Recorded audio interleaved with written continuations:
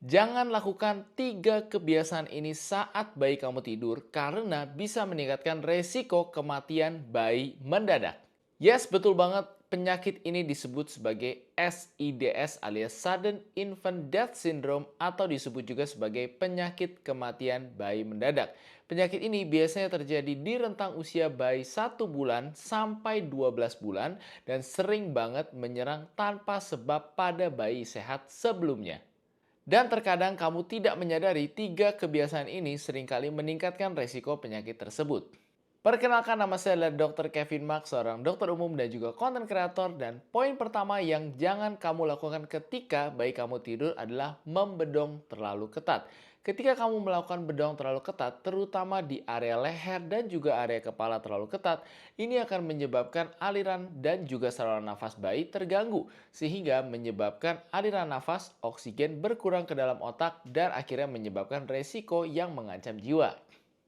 Yang kedua adalah hindari menaruh benda-benda terlalu dekat di sekitar bayi atau area tidur bayi. Yang pertama, jangan taruh guling, bantal, boneka yang terlalu besar. Karena kita tahu ketika bayi masih berusia 1-12 bulan, pola tidurnya masih berubah-ubah posisinya.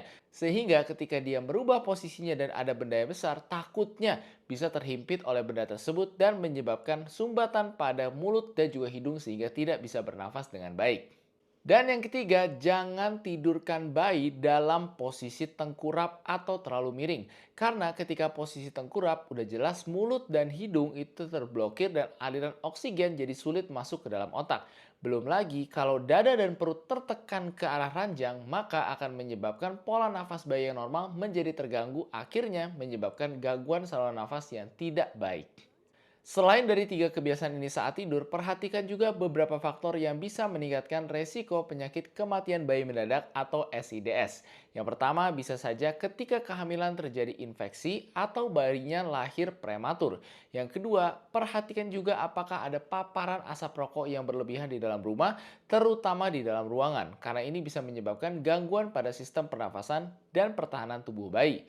Dan yang ketiga, perhatikan juga akhir-akhir ini polusi udara semakin parah.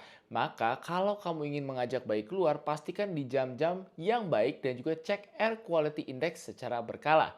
Dan yang terakhir, perhatikan jika bayi sempat sakit, jangan memberi obat kepada bayi atau ibu yang sedang hamil tanpa resep dokter atau minum obat sendiri. Karena minum obat sendiri dapat menyebabkan resistensi seperti antibiotik ataupun potensi obat jadi menurun di kemudian hari. Beberapa tanda dari penyakit ini yang wajib kamu waspadai adalah: pertama, pernafasan bayi yang terlihat lebih cepat. Kita bisa lihat tolak ukur pernafasan bayi yang normal menurut usianya ada di tabel ini. Yang kedua, timbul tanda-tanda retraksi. Retraksi adalah tarikan yang tidak normal pada titik-titik pernafasan bayi. Bisa di dinding dada, di ulu hati, bahkan sampai ke leher. Semakin berat dan semakin dalam retraksi tersebut, maka itu menandakan gangguan pernafasan yang semakin berat.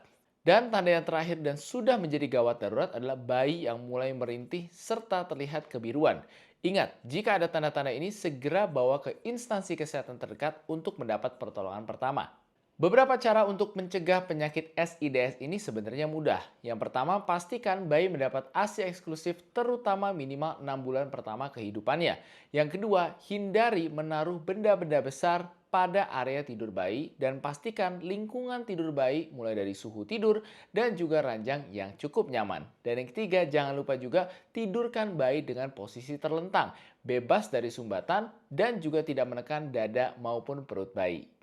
Gimana? Kalau kamu secara tidak sadar pernah melakukan kebiasaan-kebiasaan ini nggak saat bayi kamu tidur? Tulis di kolom komentar, tapi saya yakin setelah nonton video ini pasti kamu lebih teredukasi dan tidak perlu panik terhadap penyakit ini. Selama kita waspada, penyakit ini bisa dicegah dengan baik.